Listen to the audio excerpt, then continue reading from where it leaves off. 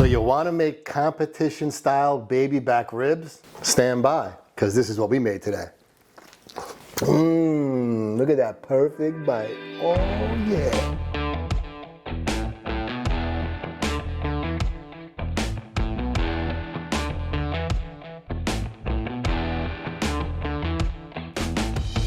All right, so here we go. These are pork loin baby back ribs. Baby back ribs, what are they exactly?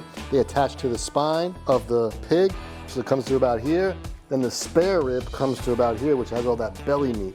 So the spare rib slash St. Louis rib are the nice fatty ribs. Pork loin backs, basically the more lean rib. So let's get right into it. But if I was going to Memphis in May, this is gonna be a competition style rib. If I was going to Memphis in May, I'd be getting some Prairie Freshes.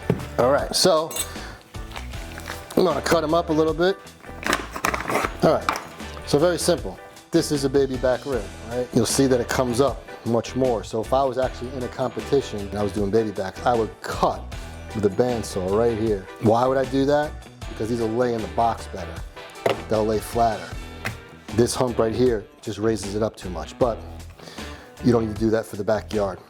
So let's just look at these. We gotta clean these up a little bit, right? Skins are already off of these. So you see this piece right here? That's a little bit left. No big deal though. So you look at these ribs, they're good. All right, so you're looking at this rib, this baby back rib. If it's really high over here, you would just cut some down.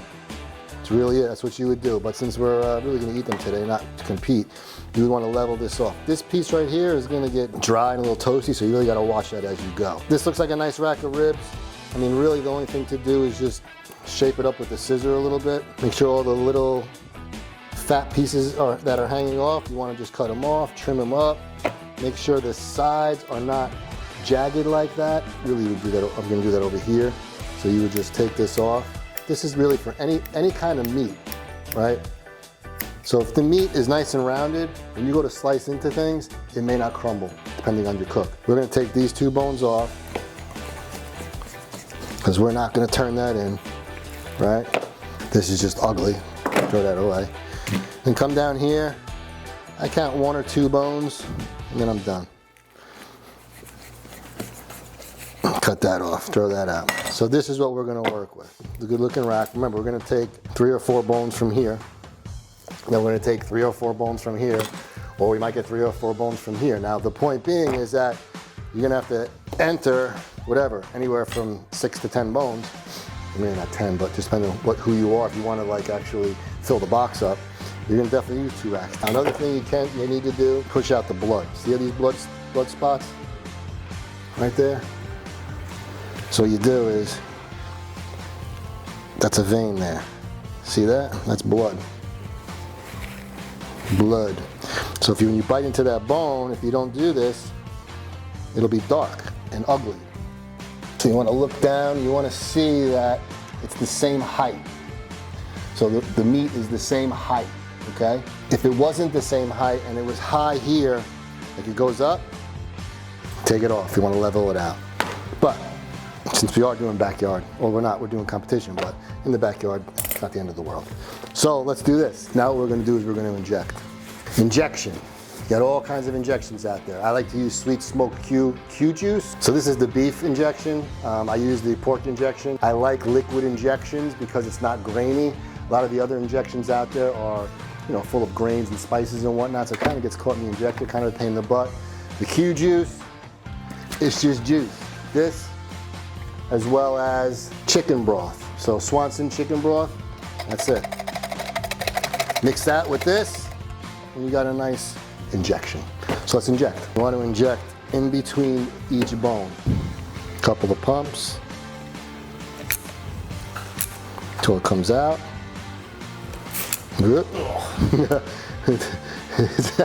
Sorry, sorry, cameraman. Did I get the camera? Is it dirty?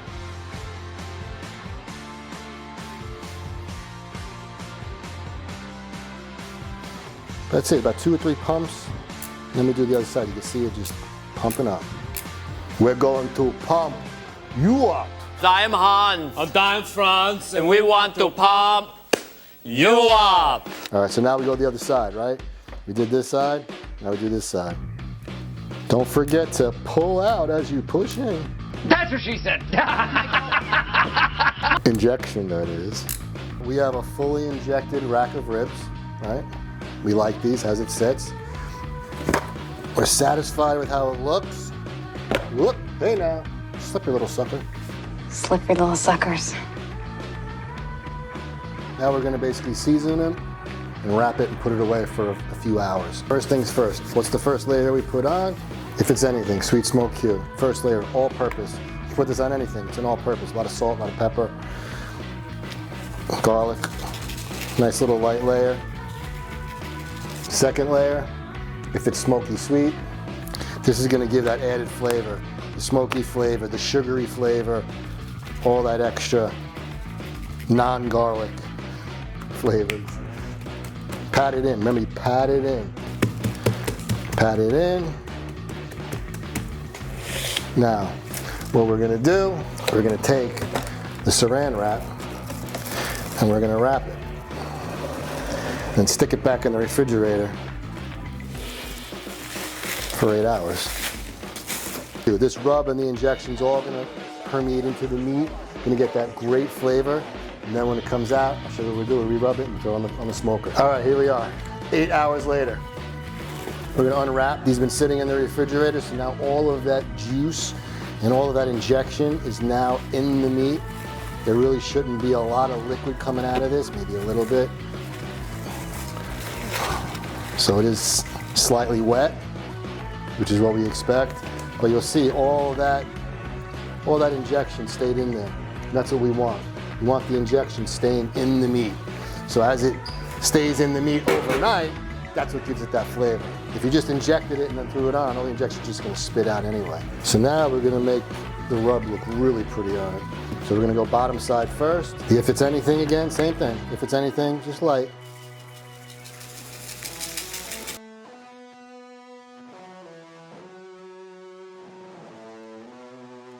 We're gonna leave it like this for about 15 minutes, let that melt in there, probably 20 minutes. Once this starts to sweat up, we're gonna flip it and do the same thing. So I'll see you in 15 minutes, 20 minutes. So here we are, we have sweat. See how it's moist? That's what we want. Other side now, same thing. Go a little bit if it's anything. And then everything else.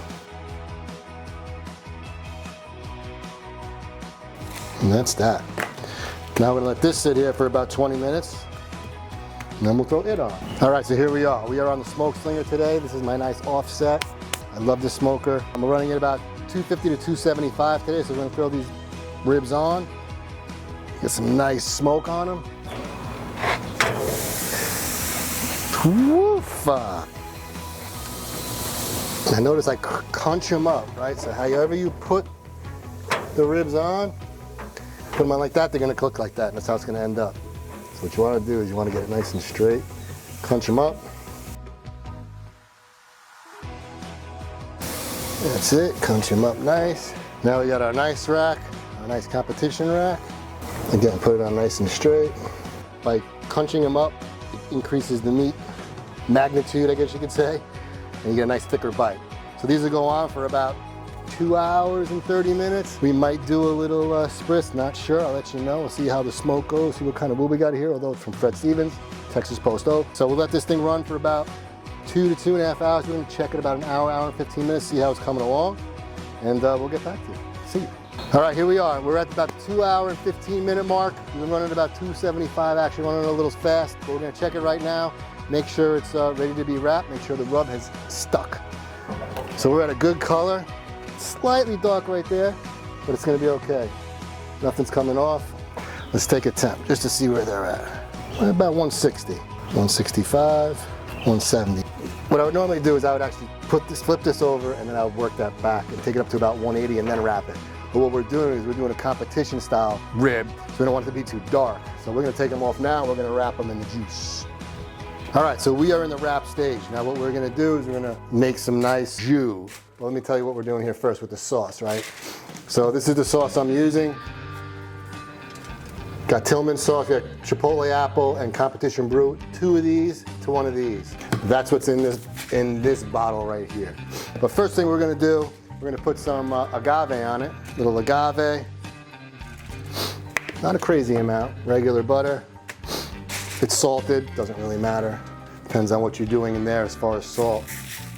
Sugar. This is turbinado sugar or cane sugar. It has a higher smoke point, so it won't turn black as fast. Same thing with the agave. Regular brown sugar turns black really fast. So we got the agave, we got the sugar, we got the butter. A little more if it's smoky sweet again. A little bit of the sauce. And now we take this and we go meat side down. And then we do the same thing for this side.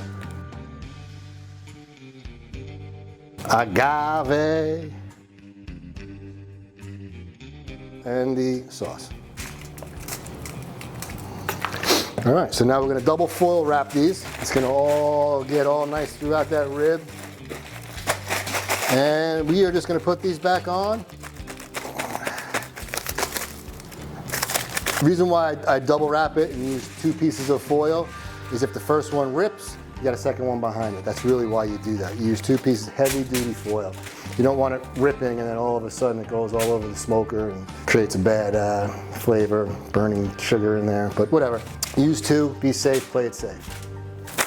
Until tenderness, which is gonna be about 204, 212, whenever I feel that that tenderness is right.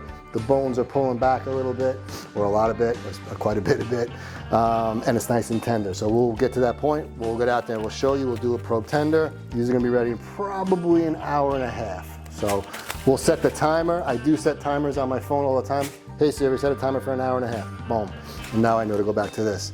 So, see that? Starting now. But we have to start that outside. So here we are. We're an hour and 15 minutes in the wrap stage. We're gonna be close to done. I don't know if we're gonna be done, but let's check things out. So let's just open them up a little bit and see where they're at. All right, so they look good. Not much pullback yet, but you know, you could help that along by just pushing those down. I mean, there is pullback, but not enough. I don't know if you could see that. I don't know if you could see right here. As I pull it back, the meat comes back, right? So now we're just helping it along. Let's take a little temp on it. Let's check for tenderness too. Give it a thermal pen out. So it's still tight. Now we're only at 192. Yeah, so we're definitely tight. I felt it. So now, 192, that means we're gonna have probably about 20 to 30 minutes. They may go fast, right? So once you get to that, into that 190 range, all of a sudden they start moving faster. In 20 minutes, I'm gonna come back out and check just to see where they are. These aren't ready yet. You'd be able to feel the bend. They would be sloppy, like bleh, bleh. They'd be a little sloppy. So you'd be able to feel that they're done. They're not done yet. Just for the hell of it, let's rotate them. It's always good to rotate things. But no, what we'll do is shut it down, stay at that 275, and we'll come back in 20 minutes and we'll check them. See you in 20. All right, so here we go. This was 20 minutes now. We're probably gonna be in the low 2s. If we're in the high 2s, that'd be great too. 200, 210, 2 in there, you know what I'm talking about. So let's see where we're at.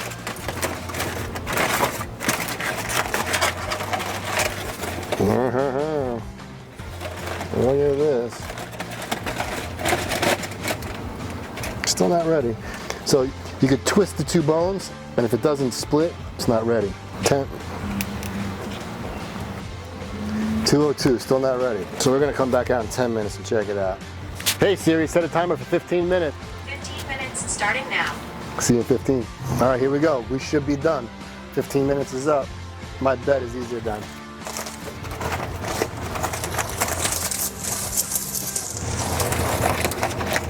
Oh yeah. So now, like I said, when you twist the 2 bones, this should snap. We're still a little tight. Let's check the tenderness here. You gotta wait. See, right down here we're at 208, and that's that perfect tenderness. But over here we're at 204. We're not there yet. All right, I'm gonna go 7 more minutes. See you in 7. All right, here we go. Last check. This is probably done. See how it's cracking there? It's cracked right there. And you twist these 2 up. See how that cracks? Yep, I see that. That means it's done. Now, is it done perfectly tenderness? I don't know, you gotta check. Oh yeah, that's nice and mushy. Oh yeah, we're at 209. Looks like these ribs all had to come up to 209. Put them in the pan.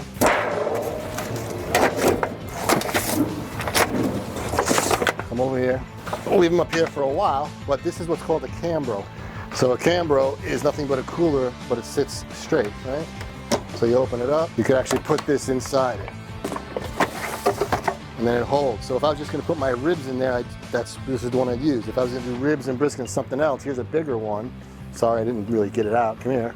These are bigger cambros. So these things keep things hot, just like a cooler keeps things cold when you have ice in there. Reverse. You could just put them in your cooler, just don't put any ice in it, and they could rest. So these are gonna rest down from the finishing temp of 208 where it was. I'm not gonna close this just yet. I'm gonna leave it here. I'm gonna leave it like this for about 10 minutes. And then I'm gonna close this, let it rest for about an hour and a half. So let them go to rest in this cambro, and we'll get back to you. See ya. All right, so here we go. These rack of ribs came off. They are now rested down to 150 degrees.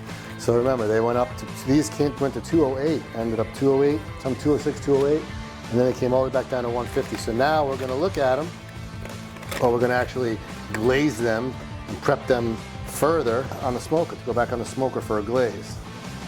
So that looks pretty nice, huh? Not bad, not bad. Whoops. What we do here is, I have taken the 2 rubs that I used, which was, if it's anything Sweet Smoke Q, Smoky Sweet, I ground up, and this is my finishing dust. How did I do that? I put both of those in this coffee grinder. Okay, this is Cuisinart. But anyway, I took both of those rubs, spun it, and now I got a powder. So now what we're gonna do here is, I'm gonna flip this over. They are nice and wet, they look great. Let's put this powder on. It's gonna give it that nice pop and flavor. Then, grade A maple syrup. It's gonna give it that nice sheen. Sauces from before, 2 comps to 1 chipotle apple. We heated this up to 150 degrees. And now we're gonna brush it on. Put a little more on here too. So now we got that glaze. We got the powder on there. Now you could go a little bit crazy and you could actually scrape these off. Good enough. Again, let's keep glazing. All right, turn them back over. And do the powder again, dusting. A little sauce. This is looking good. So they are ready to go on the smoker. The smoker is actually running at about 300 right now. So I'm gonna put it on there for about 4 minutes. Then we're gonna take it back off and slice into them. Be right back. All right, here we go. So I got my glasses on because I want to make sure I can see the exact meat when I cut into all 3 of them. But this is supposed to be the best one. Looks like this one's gonna be the best one. But just is what it is. You won't know until you cut and actually try and bite. Try to take a bite of it. Normally I would have taken that off a little bit, but we don't need to do that today. Okay. Yeah, I hate these bones. Oh well, here we go.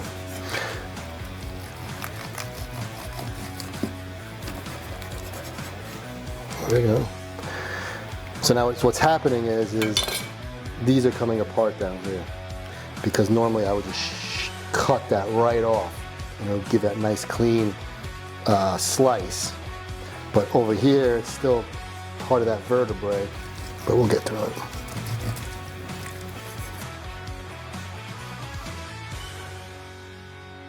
Because they are perfect. That was a perfect one right there. And so is that. And so is that. Now what I would do is I would scissor these off. These look nice. This is it.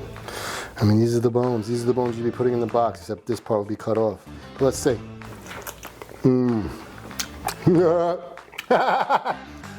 Perfecto.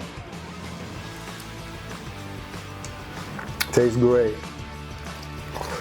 Great bite. Still on the bone. Still on the bone. Man, I haven't had baby back for so long. That's it. I mean, there's your bite. And that's how you make ribs. All right, so if you like what we do here, competition style ribs, let us know what you want to see next. Write it down in the comments. But also, like, share, comment, tell the world what we're doing here as far as instructional stuff. Love y'all. See ya. Peace. Make sure to like, comment, and subscribe. Thank you. See ya.